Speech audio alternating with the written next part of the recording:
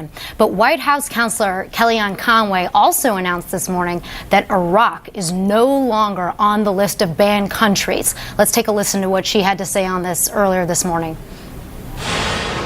That's right. A new executive order today, Ainsley. That's correct.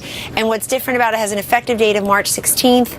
And there are the legal permanent residents always exclude, but that's made much more clear now. If you travel docs, if you are a legal permanent resident, you are not covered under this particular executive action. Also, Iraq is no longer on the list based on their enhanced screening and reporting measures. And so I think people will see 6 or 7 major points about this executive order that do clarify who is covered. Also, Syrian refugees are treated the way all refugees are. So a couple quick takeaways from this, Kate. Conway is confirming what we heard from Homeland Security Secretary John Kelly last month. Remember when he talked about a phased-in period to avoid some of the chaos we saw around the country last time around. So that's what she's referring to there with the March 16th date. That will be important to remember. The other thing to notice is some might wonder why Iraq in particular was removed from this list. We're learning more this morning that the decision was made after extensive lobbying from the Iraqi government at the highest levels, according to a senior U.S. official. And that country has agreed to provide more detail about how it will screen travelers. Kate?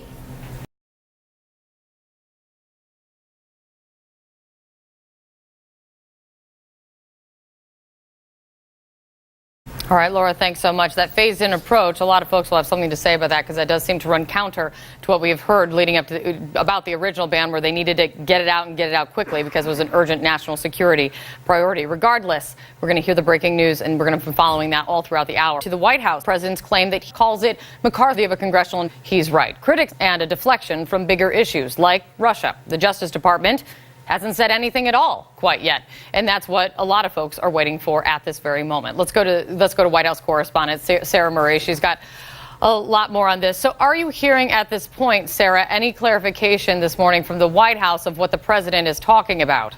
Well, Kate, if the president can prove that he is correct, that President Obama ordered a wiretap of his phones when he was president-elect or when he was a candidate, they're certainly not offering up any evidence to prove that. We have asked a number of White House officials today what evidence they have that occurred. So far, they have presented none. The president himself appears to have gotten this notion from a Breitbart article that was circulating that, again, isn't based on any evidence that we have been able to prove. It's worth noting that former senior intelligence officials have denied the fact that anything like this happened. They pointed out that the president himself, President Obama at the time, would not have had the authority to order something like this. The former director of national intelligence, James Clapper, was on TV over the weekend